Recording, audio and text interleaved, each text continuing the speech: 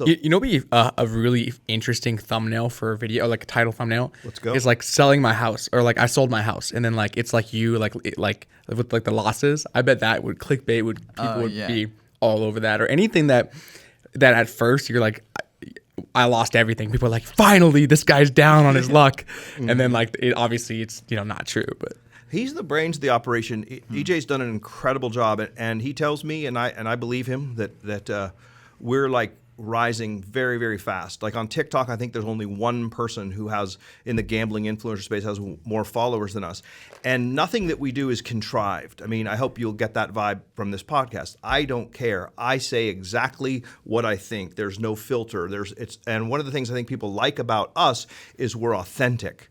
Okay, people don't like fake. People like real. So like if I'm stoked and I win, I'll do a victory lap around the casino. If I'm getting wrecked, you'll see it in my face. I am pissed. We just lost $20,000. So I think authenticity is what sells. And I think that's why the TikTok algorithm is so brilliant. And all the algorithms, I don't even know what an algorithm is. I just like saying it. But they're so brilliant because they know. And people like seeing the real deal. So what is that dynamic working like father-son duo? Like, is it weird? I couldn't imagine working with my dad. Nah, we've been doing it for a long time now, so it's a lot of fun. And we give each other a hard time, and we just have a lot of fun doing it, and it's really easy. It just works. I imagine that in some cases it may not, but it always has for us. On the business end, because social media is a business today. Yeah. And you guys effectively are running a company together. Yeah. What's the roles and responsibilities of running this Vegas Matt social media business? Do you want to answer that, or do you want me to? I think I've done the majority of the talking. I'd like to see if you can say anything intelligent. Okay, yeah.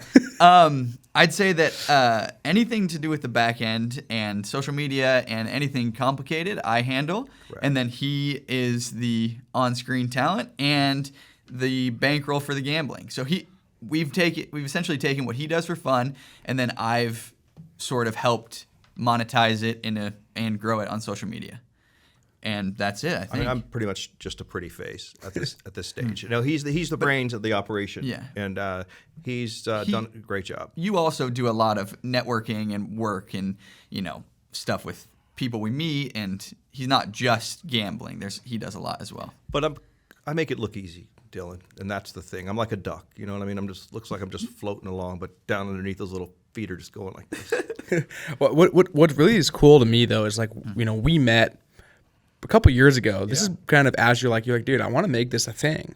And it's really cool to see, like right now you got over 15 million views on YouTube collectively, or right around there. You've got 35,000 followers. You've got over 100,000 on Instagram. You got hundreds of thousands on TikTok, millions of likes on TikTok. We can't even quantify the views there. Like you guys are crushing it and quickly too. What is happening with you guys where you're able to like find success on social media right now when so many other people are only dreaming of that and you guys are growing so quickly? Well, if I may, I mean, the sad, the reality is, I don't care how many books you read. I don't care how many courses you go to. You either got it or you don't, Dylan. No. I've always been comfortable on camera. I've always been, good in front of a crowd, and like I've done a lot of speaking for years and years and years and years. I've emceed countless events. Like, I just think that one of the things about me is I'm real. I don't have a full of shit bone in my body, and I got a son who's got a brain in his head. I got his mother's brains, thank God, and he's, he watches and learns and does everything. And I've taught him, I said, if you're awake, you need to be thinking about this and working. Like, I'm already rich. I don't care. I don't need the money from this. I like to give money to charity. Like every time I do one of those Vegas Matt verses, it's for charity. I don't need the money. He does. Like, he hasn't made his own millions yet. This is his shot. So I told him, it's like not that difficult to be successful. All you have to do is be crystal clear on your vision and then focus on it intently, like a magnifying glass starting a fire, and then think about it 24/7, 365, and every single day do something, and don't be a moron. I mean, that's like father's formula for success. That's a little bit of the tone we have in our relationship as well, by the way. I think that, and it works. And I got the message. Yeah, it's cool. It's like hearing you talk about it too much, but dude, you're like incredibly successful. Like gambling this gambling thing is kind of just a hobby turned like, let's just have fun with it. But dude, you're like crazy successful in your past life. Well, I mean, I don't have a jet, which, I mean, I'm going to get therapy about how broken up I am about this, but, maybe I'll get one. Like, how many views do we need to get a jet? EJ, figure that out for me. Would you? I'll work on it. And because that's like the only thing. Like, I would like to have a private jet, and then like fly around the world. Do you have a boat? Sold it. Okay, good. And why did you sell it? Oh, pain in the ass. And what do you think people say about jets? Maybe I could just get like a good friend that has a jet. Yeah, exactly. That would be cool too. But then when I don't want to get off on too big of a tangent. So you say I'm successful, yeah, blah blah blah. I mean, I'm like a millionaire, but not a billionaire. You know what I mean? And I've done well.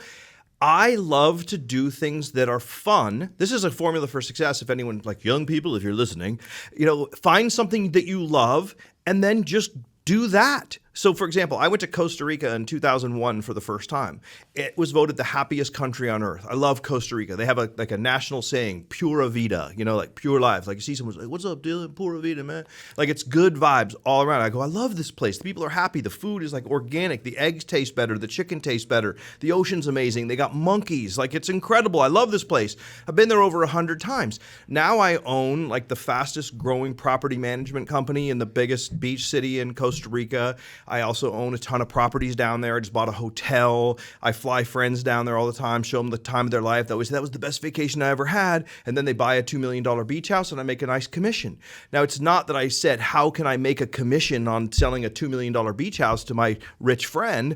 It's, I love going to Costa Rica and I share my enthusiasm for anything with my people. And I think that's what I'm doing with gambling. I think, there's nothing more fun than hitting an $88,000 Royal.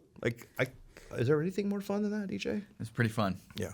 Thanks for checking out this short clip from the full podcast I did. If you want to see another clip, go ahead and click the link right here. Or if you want to see the full podcast, you can click the link right here and check it out.